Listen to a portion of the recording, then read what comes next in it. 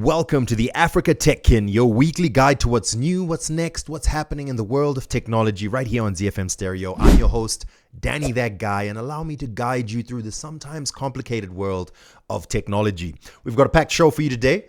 We're going to pay attention, as we always do, to how the country is expanding into the digital age, in official government departments especially. We're going to be paying attention to that. We're also looking at a new tax for the gig economy services that has been mentioned this week. We'll explore that a little bit. Things like Airbnb or InDrive. We're also going to touch on some serious headlines. There's been some high-profile arrests at NetOne and ZIMRA that have happened in the past week that are raising questions generally in the world of technology. There's also a viral video, you may be aware of it, from a local high school that has everyone talking. We're going to be focusing a little bit on the serious legal consequences of hitting forward and what our cyber laws actually say about that kind of activity. Plus, we're also going to pay a bit of attention to cybercrime, local Ponzi schemes, to even global and regional cybercrime syndicates. We're going to be talking a little bit about some of the cybercrime issues that made news this week, and also how you can keep yourself safe. And for the gamers, one of the biggest gaming companies in the world, the maker of EAFC, or FIFA, as many of us still call it, has just been sold. What does that mean for you if you're still into games? We're going to get into all of that and more. So please join the conversation right now here on ZiFM Stereo on our WhatsApp number. That's 0772-168-045. Or you can use the hashtag AfricaTechKin on your favorite social media channel of choice. That allows us to be able to continue the conversation. Hashtag AfricaTechKin. Okay, shall we get straight into it, shall we? Let's start off by talking, as we fashion ourselves to be the ombudsman of tech here in the country, and just paying attention to how government departments are adopting digital and technological solutions. Let's take a look at how the government, for example, let's start with this one. The government is trying to regulate the digital economy, specifically the gig economy. And we're going to start with this story of how ZIMRA has announced its intention to tax that digital economy. We're not talking about necessarily online shopping. That's already taxed with VAT. But they are specifically targeting, for example, e-hailing services like InDrive or many of the others that have taken root in the country. We're also looking at places like accommodation platforms like Airbnb. Now, this was confirmed in a local news publication by ZIMRA Commissioner for Domestic Taxes, Mr. Mishek Gova. And he said that as part of ZIMRA's plan to digitalize, we're going to be coming up with an e-commerce platform from 2026 that will be covering issues like B&Bs and e-hailing services like InDrive. We have no one we are going to leave behind as far as registration is concerned for those who are B&Bs and InDrive. Even if you own the vehicle, make sure that it is properly registered and it is actually subscribing according to the laws of the country. He also said, for example, that the current position, if you were wondering, in case you were not sure, the current position is that if you own an Airbnb or if you own an InDrive vehicle, then you are already part of the tax base. So you're expected to be paying under the Income Tax Act. However, the goal is obviously to introduce this new specific platform for those e-hailing services and services like Airbnb. He goes on to say, we have put up a law that compels even someone who is operating outside the country or jurisdiction to be taxed in Zimbabwe, and that law is applied to other e-platforms as well. And he goes on to finish off by saying, this is why we're saying everyone, whether you're outside the country or you're inside the country, the treatment is the same. The source of the revenue is Zimbabwe, and as such, we have to take to that.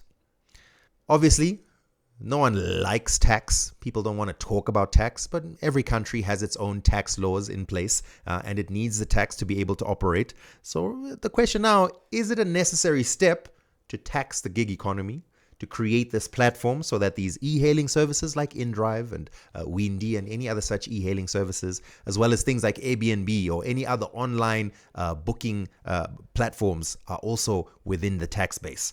Is that something that's necessary to formalize that economy, or is it just pushing up prices for consumers? Is it perhaps hurting the drivers and the hosts who are trying to rely on this income? Questions for discussion, of course. While we're still paying attention to government and technology, a new modern e-passport office has just opened in Mutare. This new ultra-modern provincial registry office in Mutare was officially commissioned by the Minister of Home Affairs and Cultural Heritage, Minister Kazembe, and he was, in fact, listen to him as he announces the commissioning and launch of this new e-passport and provincial registry office. It is my distinct honor and privilege to stand before you today to commission this newly constructed provincial registry office here in Manicaland, which is the first provincial registry office infrastructure state-of-the-art building in the Second Republic. This momentous occasion marks yet another significant milestone in our journey towards infrastructure development and the modernization of public service delivery in Zimbabwe. Look, big milestone to celebrate. The story is this provincial office is going to have the capacity to handle thousands of applications each month. It boasts digital security systems that are going to safeguard records. They state that this will ensure efficient, seamless, and secure service delivery. And he also went on to speak a little bit about the e-passport services. Minister Kazembe said that Zimbabwe's adoption of biometric and machine-readable e-passports has aligned with international standards stipulated by the International Civil Aviation Organization, or ICAO, ensuring seamless travel for citizens. He says Zimbabwean e-passports are not only secure, but are globally recognized. They will help combat fraud and illegal migration while making international travel more seamless for our people. So those of you out in Mutare, exciting news, this new provincial registry office where you can get your e-passports now opened officially. The news was also that this was going to be expanding not just in Zimbabwe, but even these passport offices operational right now in Johannesburg, South Africa, with plans underway to establish similar services in the UK, Australia, Canada, and Botswana. Okay, still paying attention to local technology news. There's two separate incidents that really hit the news in the world of technology this week in a big way. First of all, the one that might have shocked a lot of people, the CEO of NetOne, Mr. Raphael Mushanawani, he was arrested by the Zimbabwe Anti-Corruption Commission. The story here is it has to do with allegations of corruption that stem back all the way to 2022 and the introduction of ERP systems. Of course, at this point, everything is alleged and they're all allegations, so we're going to have to see how things go. But yeah, it's a pretty big story that the CEO of one of the major MNOs in the country was arrested under the direction of the Zimbabwe Anti-Corruption Commission, and it's going to be very, very interesting to pay attention to what are the details that are going to come out from this case and what is the whole story with these allegations of corruption. But NetOne is not the only one that was in the news. ZIMRA as well itself, the Zimbabwe Revenue Authority, was also in the news because an IT officer, in fact, two senior IT officers at the Zimbabwe Revenue Authority have also appeared in court this past week after they were accused of masterminding a sophisticated cyber fraud that caused the loss of over $6.3 million from ZIMRA. The story is that these two IT professionals within ZIMRA, they were able to create false records within the system. Remember, we've been talking about the new digital systems that have come through from ZIMRA. Specifically, there was the Zimbabwe Electronic Single Window project, which was supposed to be integrating the Asikuda custom system. And then now when people are trying to play customs, they created this secret account that was then able to manipulate clearing agents' prepayment accounts and then start inserting fictitious payments and fictitious amounts to make it appear as if customs duties had been paid, whereas in reality, they had not been paid. They were likely receiving kickbacks on the side. So again, these are still allegations and the story is in court and all the details will have to come out with time. Now, I raise these issues to let you know what's happening in the news in the world of technology, but also it does lead to critical questions because some of these public institutions, I mean, think about what we're talking about here. We're talking about a major mobile network that has millions and millions of subscribers, and there's this huge story that has come out of some, shall we say, cracks in the system of how these places operate. Same with ZIMRA, which is ultimately our taxman. So there is some concern about the integrity and the dependability of the technology in these huge institutions. Of course, we don't want to speculate on the cases. There's still a lot of information that needs to come out before we have any official news. But in the meantime, that does help us to see the need for constant vigilance. The more that we introduce technological systems into our institutions, the more that we have to pay attention to the various systems around them and how to keep them secure and to keep money safe as well. Okay, we're going to take a quick break. When we come back, we'll continue with some big stories, including a very sad and dangerous story that's coming out with some viral videos that have been circulating of minors. We're going to be talking about that in just a moment. For now, this is the Africa Tech Kin, the show where we pay attention to the world of technology, not only in Zimbabwe, but globally. My name is Danny That Guy. You can be part of this show by using the hashtag AfricaTechKin on your favorite social media platform of choice, or you can hit us straight into the WhatsApp right here in studio 0772 168 045. We'll take a quick break and we'll come back right after this. Welcome back to the Africa Tech Kin right here on ZiFM Stereo. I'm your host, Danny That Guy, and we dive right into the world of technology as we continue discussing some of the big stories that came out this week when it comes to technology and digital systems and so on. We call this, by the way, the Africa Tech Kin, K-I-N, because we like to say that we're all a family. Technology is what connects us. Let's start off with this story that I already mentioned before we went into the break. There's a viral video, and it's very sad that this has become a viral video, but it's forced a national conversation, not just about morality, but even about the legality of certain situations. Very real legal consequences. The video I'm talking about is a disturbing video that involves minors from a high school locally. I'm not going to be mentioning too many names for obvious reasons, but the point is there's this video of these high school students engaged in sexual acts and allegations of potential sexual assault in these videos that has been circulated and forwarded. And the reports are that it is primarily through WhatsApp groups that this video is being circulated. So we're not going to talk about the content of this video. It's pretty clear that this is not the kind of thing that we want to see in our society. But let's take a moment to talk about the law. There's two laws that we want to pay attention to. First of all, the Cyber and Data Protection Act of 2021, which makes it a serious offense to spread harmful content online. And this absolutely qualifies as harmful content. Of course, as a society, surely we want to be focusing on protecting the children. If you are caught, the penalties are severe. There's another law that also applies here, and literally here we're talking about the criminal law, which deals with the issue of child pornography. And here the penalties are even more severe, with potential imprisonment of up to 10 years or more for distribution of child pornography. Now, you may think that this doesn't necessarily apply to you, but really, if you are sending this video or forwarding this video on WhatsApp, or you're posting on your social media platforms, this counts as distribution and it is explicitly illegal. If you are caught, the penalties could apply to you just for hitting forward or sending it into a WhatsApp group. You could see prison of up to 5 years. WhatsApp group administrators have an even greater responsibility. So it's possible that you are the admin of a WhatsApp group. You may not be the one who sent that video, but you have to be extra vigilant because if that content is shared in a WhatsApp group that you are the administrator of, you too could be held accountable under these laws. If you allow that illegal material to remain in those groups, you might be treated as aiding that crime. So you could face the same punishments as the person who has also forwarded that video. So this is just a quick reminder, do not forward these videos. Do not post these videos. And that's before we've even started talking about the morality or whether this is the society that we want to be. From a legal perspective, according to the Cyber and Data Protection Act as well as criminal law, simply forwarding this video that has sadly gone viral could land you in hot water. So please be very aware of that. Now, the question obviously, is it a case of lack of awareness? Is it a case of lack of care for the consequences? Do we need even more severe or stiffer penalties or consequences? Look, these are conversations that we probably need to have as a society as we take a long, hard look at ourselves, because more and more of our time is being spent in digital spaces. And surely, at the very least, we want to protect the children in these digital spaces. That's before we've even spoken about the content or any other controversies that surround these particular videos.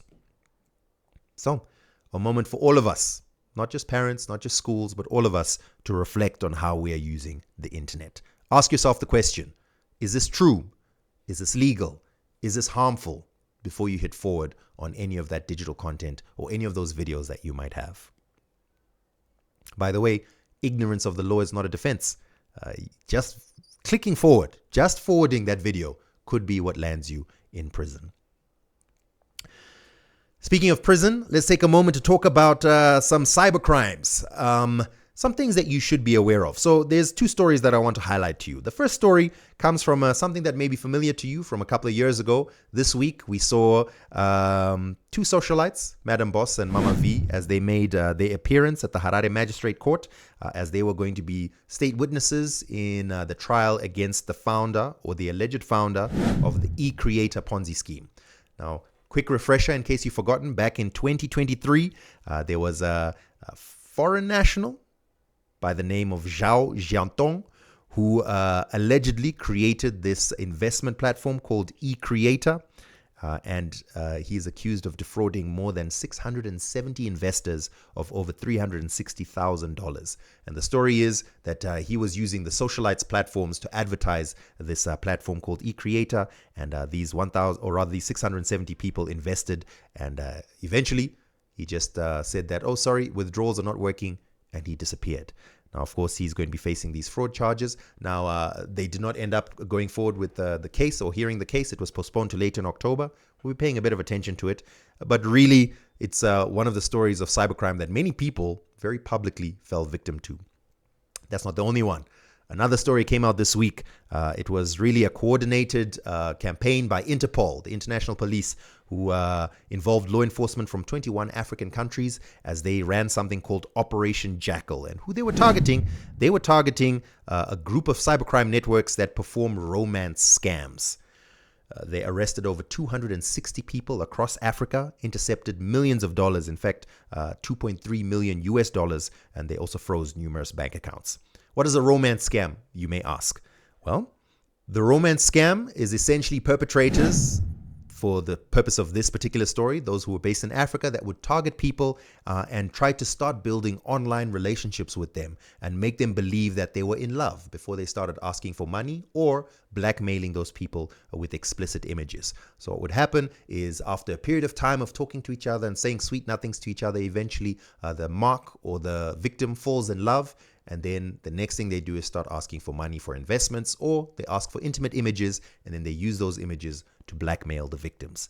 Altogether, these scams that were taken down by Operation Jackal allegedly targeted more than 1,400 victims, and they lost nearly 2.8 million US dollars. Cyril Gout, who's the acting executive director of police services at Interpol, said in a statement that they put out on the Interpol official website, cybercrime units across Africa are reporting a sharp rise in digital-enabled crimes such as sextortion and romance scams. And this is what he was referring to. So first, we're talking about the lure or the promise of investment with the eCreator scam that we were talking about earlier. And then secondly, we're talking about this romance scam that has been uncovered by Interpol. Both of these ultimately are the same thing, and that is something that is too good to be true. The promise of money, either that's too good to be true, or love that's too good to be true.